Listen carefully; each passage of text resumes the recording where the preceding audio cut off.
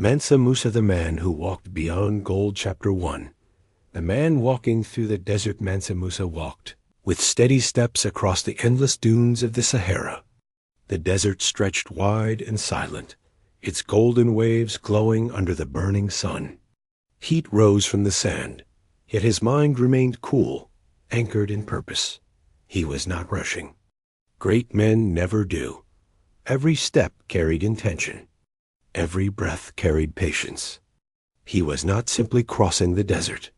He was carrying an idea powerful enough to reshape the world. Around him moved a vast caravan, men, women, scholars, guards, servants, and travelers. Camels walked slowly, their backs heavy with supplies and gold. The sound of bells echoed softly in the distance, blending with the whisper of the wind. Yet despite the size of the procession, Mansa Musa remained calm. Power did not make him loud. Wealth did not make him restless. Those who watched him noticed something unusual. His garments were rich, woven with the finest fabrics of Mali, yet his posture was humble. His eyes did not search for admiration. They searched for understanding. Wherever he passed, people stopped what they were doing. Merchants paused mid-conversation. Children froze in wonder. Elders rose slowly, leaning on their staffs. Silence followed him, not the silence of fear, but the silence of respect that they had heard stories. Stories of a king whose wealth had no equal. But what stood before them was not arrogance. It was balance. Mansa Musa would raise his hand gently, greeting the people not as subjects, but as fellow travelers on the same human journey. He gave generously.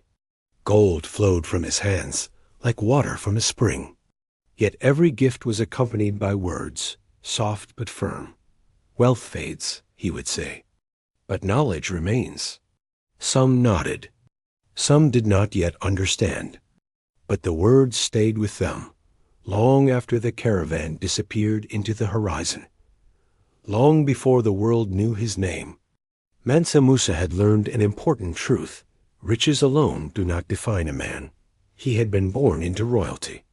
Yes, but royalty in Mali meant responsibility before privilege. Kings were trained not to dominate, but to protect balance between people, land, and spirit. As a child, Musa was taught to listen before speaking, to observe before acting, to think not only of today, but of generations yet unborn. His teachers did not fill his mind with pride. They filled it with perspective. They taught him that gold was abundant, but wisdom was rare. That power could build or destroy, depending on the heart that carried it. Even as a young man, Musa understood that leadership was not about being seen above others, but about seeing others clearly. The Mali Empire at the time was already strong. Its lands were vast. Its gold mines were unmatched. Its trade routes connected Africa to the Mediterranean world and beyond. Caravans crossed deserts carrying salt, gold, and stories. Cities thrived. Markets buzzed with languages from many lands. Yet Musa knew something many rulers ignore. Empires do not fall because they lack resources. They fall because they lack wisdom. And so, when destiny placed the throne in his hands, he did not rush to display his power. He first chose to understand it. His rise to kingship was quiet, almost unnoticed by the outside world. The previous ruler of Mali had set out on a great expedition toward the Atlantic, seeking what lay beyond the horizon. He never returned. As tradition demanded, Musa assumed leadership. There were no grand celebrations, no violent struggles, only acceptance of duty. When Musa placed the crown upon his head, he understood that he was no longer living for himself alone. Every decision would ripple across lives he would never meet. Every mistake would echo louder than his successes. That knowledge humbled him. As king, Mansa Musa ruled not through fear, but through order. Laws were respected. Trade was protected. Justice was valued. Scholars were honored. He believed that a strong empire required strong minds. Under his guidance, Mali became more than a center of wealth. It became a center of learning. But the world beyond Africa did not yet know this. And so, one day, Mansa Musa made a decision that would change history. He would travel not to conquer, not to intimidate, but to fulfill a spiritual obligation, and in doing so, reveal Africa to the world. The journey to Mecca was long and dangerous. Crossing the Sahara was no small task. Many had perished trying. But Musa prepared carefully. He did not see the journey as a display of riches. He saw it as a test of discipline. Thousands followed him, officials, guards, scholars, servants.